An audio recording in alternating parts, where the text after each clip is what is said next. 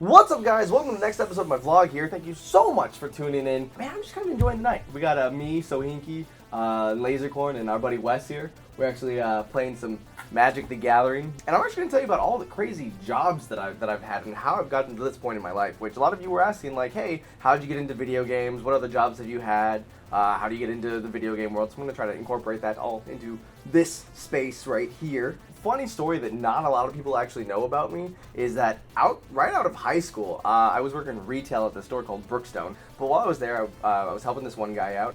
He was a financial advisor, and he was like, hey, come into the office, I want to talk to you a little bit. So I went in for this, was an interview, and I blew this guy away. He was really impressed by what I did. He offered me a job as like his apprentice or like his understudy as a financial advisor. So right outside of high school, I was a financial advisor for a bunch of rich old people, and I made a lot of money. I'm not gonna joke.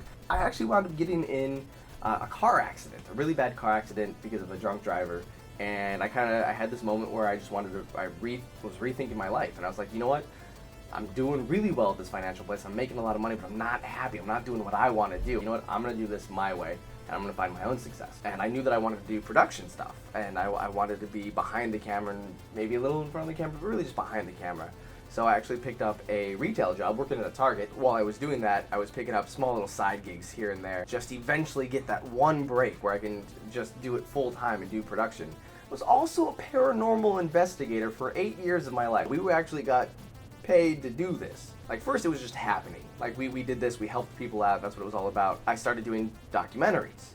So I was doing paranormal documentaries as a tech guy and camera guy, and as an investigator myself. Went on all these crazy adventures, and I will tell you all of them at another time. We'll save that for other vlogs. But I was a paranormal investigator. I worked with like all the top people. I worked with ghost hunters. If you guys watch like Taps, at that boom, it was like all the different paranormal shows. We were involved with all of them. Like they were all kind of like, hey, what do you think about this? What do you think about this concept? And we were just this kind of renowned group, if you will, in the community, and people respected our opinion. I was doing these documentaries, and I started concentrating more on that than the paranormal investigating stuff. I kind of just stopped that after a while. The producer that I was working for also worked at VH1 doing reality shows, so he brought me on doing post-production there.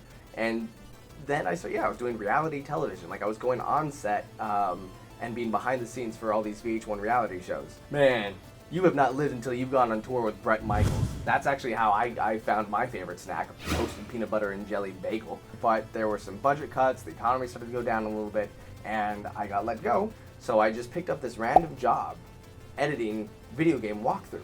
And so when I came into this place, I was ready for it. And so I just kind of just grew and grew and grew there until I was like, all right, I'm done with this place. And I jumped over to Clever.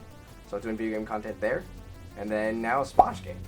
So it has been one crazy roller coaster. Financial advisor, paranormal investigator, documentarian. Like, who has all of these random jobs? But it's been so much fun. And really the big thing that you want to take home from all this is, if you have a dream, do it.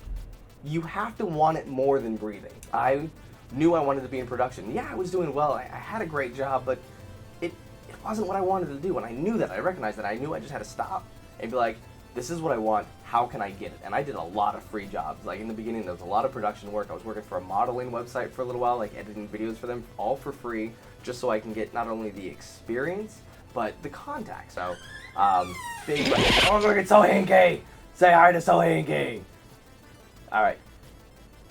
Yeah, he does that. So yeah, for me, it was just all about taking these random adventures, because you never know where that adventure is going to take you. So just just take it and have some fun with it and just roll with it. I challenge you that.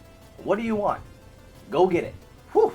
Man, this just turned a little inspirational here. I wasn't really expecting that twist. Some of these will be fun, some of them will be kind of deep, but I hope I was able to kind of talk to you so you guys can see who I am and where I'm coming from. How did I get into the video game industry? I didn't quit. I never stopped, and I was unemployed for a long time. That's it. Alright guys, live out loud. I'm the Jovenshire. I'll see you later.